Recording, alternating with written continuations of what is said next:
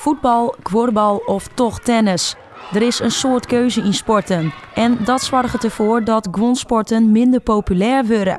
Volleybalclubs uit Dokkum en Huddegriep betochten er wat op. En jouw 2 weken lang clinics om basiskwallen bij. Onze eerste speelt eigenlijk in alle ploegen die eigenlijk alle op leeftijd binnen. Dus er zit eigenlijk weinig tot geen jeugd bij. Als je just naar de teamsamenstelling, dan zitten er misschien 1 of 2 jeugdspelers bij. En de rest is eigenlijk 30, 40 plus zelfs.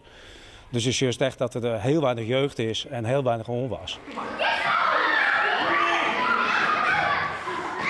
Het is eigenlijk steeds maar echt een utopie om te denken dat band wil zullen gaan volleyballen. Dus wat willen we? Wij willen de band lid kennismaken met de sport.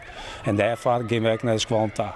De band van de basiskwal in Huddegriep beliep je dus een liedsuke lang hoe het is om te volleyballen. Nu gaan we dat je een bal op een mat moet gooien en dan krijg je 1 punt. En als je dan nog pion raakt, dan heb je 5 punten. En we hebben een beetje geleerd hoe je hard moet gooien met de smashbal.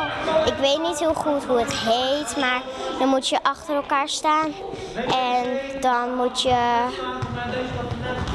tot iemand een bal zegt, dan moet je keihard rondjes om elkaar rennen en zo snel mogelijk de bal pakken.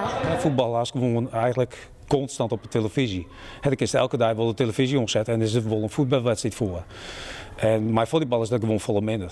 Dus we moeten gewoon echt zijn dat we dit soort dingen, de gastlessen in Amsterdam, dat we dat echt gaan doen om de jeugd te enthousiasmeren om toch te beginnen met volleybal of smashbal. Een leuke les, maar of ze volleybalje zullen, daar binnen ze nog net hiondal uit.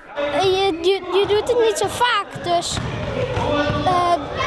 dan vind je het gewoon heel leuk. Dan kan je even lekker bewegen en dan kan je al je energie er even uit. Wat vind je ervan tot nu toe? Zou je misschien wel willen gaan volleyballen bijvoorbeeld?